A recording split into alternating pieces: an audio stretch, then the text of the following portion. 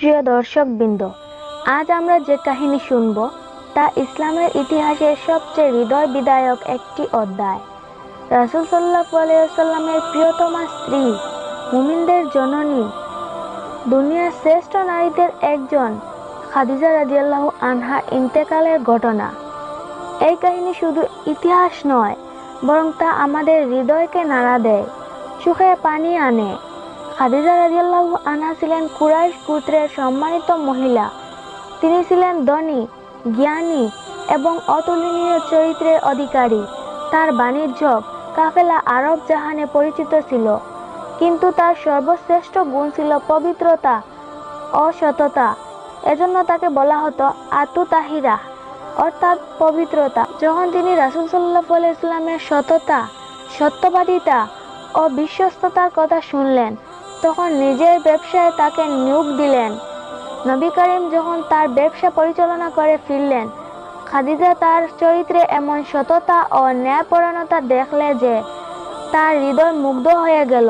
পরে খাদিজা নিজেই প্রস্তাব পাঠালেন রাসূল সাল্লাল্লাহু আলাইহি ওয়াসাল্লামের কাছে, আর আল্লাহর ইচ্ছায় তাদের বিবাহ সম্পূর্ণ হলো। রাসূল সাল্লাল্লাহু আলাইহি ওয়াসাল্লামের বয়স তখন 25 বছর, আর খাদিজা রাদিয়াল্লাহু আনহার বয়স ছিল 40।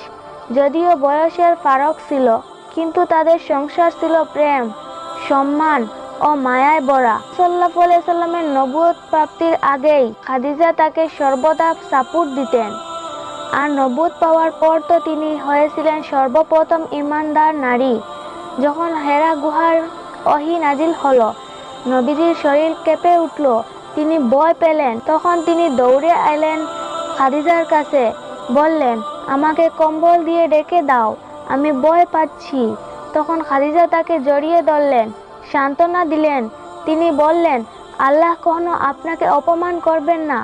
আপনি তো আত্মীয়তার সম্পর্ক রক্ষা করেন, গরিব দুঃখীদের সাহায্য করেন, মেহমানদারি করেন, সততার পক্ষে দাঁড়ান। এই সান্ত্বনা দানকারিণী, প্রথম ঈমান গ্রহণকারিণী, নবীজির দুঃখে সুখে সবচেয়ে বড় আশ্রয়দাত্রী ছিলেন খাদিজা।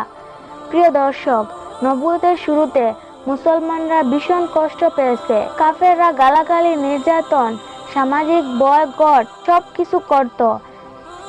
3 বছর ধরে নবীজি ও মুসলমানরা শিব আবি তালিবে অবরোধ দিয়েছিলেন। সেখানে খাদিজা রাদিয়াল্লাহু আনহা ছিলেন নবীজির সঙ্গে। কষ্টের সীমা ছিল না, খাবার ছিল না, পানীয় ছিল না, শিশুদের কান্না ছিল, মানুষের ক্ষুধার তাকড় ছিল। ধনী হয়ে সেই সময়ে তিনি সমস্ত সম্পদ ব্যয় করেছিলেন ইসলামের জন্য। নিজের স্বার্থ ত্যাগ করে রাসূলের পাশে থেকেছেন। কষ্ট, অভাব, অনাহার সবকিছুই তিনি ধৈর্য ধরে সহ করেছেন। এভাবে দুঃখ কষ্টের জীবন কাটাতে কাটাতে খাদিজা রাদিয়াল্লাহু আনহার শরীর দুর্বল হয়ে গেল। বছরের পর বছর কষ্ট আর পরিশ্রম তাকে ভীষণ ক্লান্ত করে তুলল। শেষ পর্যন্ত তিনি অসুস্থ হয়ে পড়লেন। নবীজি দিন রাত তার সেবা করতেন। এই সময়ে তার চোখে অশ্রু ছিল, কারণ তিনি জানতেন জীবনের সবচেয়ে বড় সমর্থন হারাতে যাচ্ছেন। অবশেষে সেই দিন এলো যখন খাদিজা তার জীবনের শেষ সময় পার করেছেন। নবী করিম তার পাশে বসে আছেন, স্নেহের হাত বুলিয়ে দিচ্ছেন। ফাতিমা রাদিয়াল্লাহু আনহা তখন ছোট ছিলেন, তিনিও মায়ের পাশে কাঁদছিলেন। খাদিজা বললেন, হে আল্লাহর রাসূল, আমি আমার জীবন আপনাকে উৎসর্গ করেছি। আমার সম্পদ, আমার সবকিছু ইসলামের জন্য খরচ করেছি। আমি খুশি, কারণ আমি আপনাকে পেয়েছি। নবীজি কেঁদে উঠলেন, তার চোখ বেজে গেল। তিনি বললেন, হে খাদিজা, তুমি দুনিয়ার শ্রেষ্ঠ নারী। তুমি আমার জন্য পৃথিবীর সবচেয়ে বড় আশ্রয় ছিলে। তোমার প্রতি আমার ভালোবাসা চিরদিন থাকবে।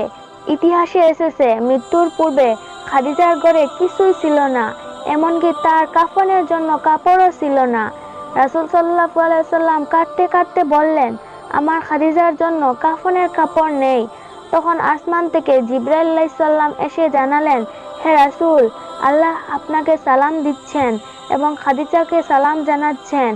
আল্লাহ বলছেন, আমি খাদিজাকে জান্নাতে এমন এক প্রাসাদ দেব যেখানে কোনো কষ্ট থাকবে না, কোনো ক্লান্তি থাকবে না, কোনো দুঃখ থাকবে না। খাদিজা রাদিয়াল্লাহু আনহা সেই সুসংবাদ শুনে আল্লাহর শুকরিয়া আদায় করলেন।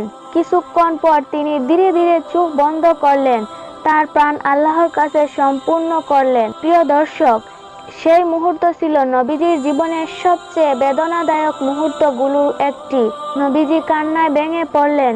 তিনি বললেন, খাদিজা আমার জন্য ছিলেন দুনিয়ার সবচেয়ে বড় আশ্রয়, সবচেয়ে বড় সম্পদ।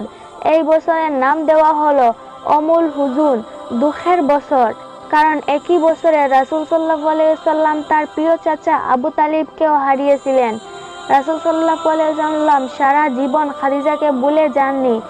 তার মৃত্যুর পরও নবীজি তার কথা মনে করতেন, মাঝে মাঝে ভেঙে কেঁদে উঠতেন। যখনই বেড়া জবাই করতেন তখন খাদিজার বান্ধবীদের জন্য মাংস পাঠিয়ে দিতেন। তিনি বলতেন, খাদিজাকে আমি ভুলতে পারিনি, তার ভালোবাসা আমার হৃদয় বয়ে গেছে।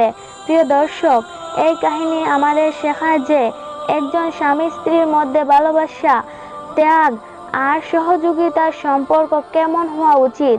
খাদিজা রাদিয়াল্লাহু আনহা ছিলেন ধনী, অথচ তিনি সব সম্পদ আল্লাহর পথে বিলিয়ে দিয়েছেন। তিনি স্বামীকে সম্মান করেছেন, সমর্থন করেছেন, তার জন্য দুঃখকে আনন্দে রূপান্তর করেছেন। এই কারণেই তিনি জান্নাতের শ্রেষ্ঠ নারীদের একজন। রাসূল সাল্লাল্লাহু আলাইহি ওয়াসাল্লাম বলেছেন, দুনিয়ার শ্রেষ্ঠ নারীরা হলো মুসার মা আসিয়া, ঈসার মা মরিয়ম, ফেরাউনের স্ত্রী আসিয়া এবং খাদিজা।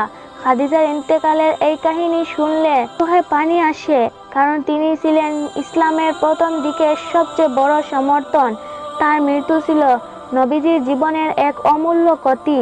আসুন আমরা তার জীবন থেকে শিক্ষা গ্রহণ করি। দুনিয়ার সম্পদ নয়, বরং আল্লাহর সন্তুষ্টি আসল। স্বামী স্ত্রীর সম্পর্ক ভালোবাসা ও সহযোগিতার উপর প্রতিষ্ঠিত হওয়া উচিত। তবুও আল্লাহ তার জন্য জান্নাতে প্রাসাদ তৈরি করেছেন। দুনিয়ার কষ্টকে ধৈর্যের সাথে সহ্য করলে আল্লাহর কাছে তার বিনিময় অসীম।